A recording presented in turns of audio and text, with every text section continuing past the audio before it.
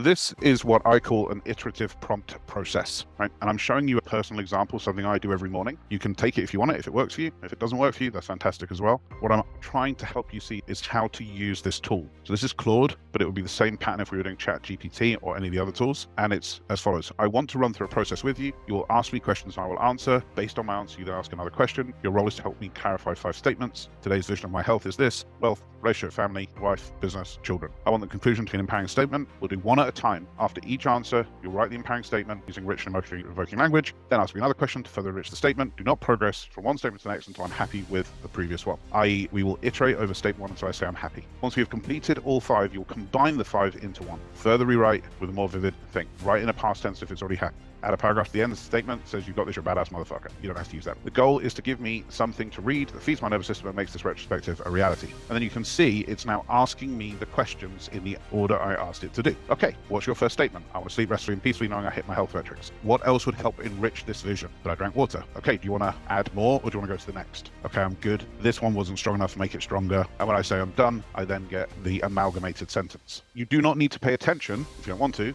the personal nature of this thing. That's not what I'm trying to help you understand. What I'm trying to help you get is this iterative prompt process.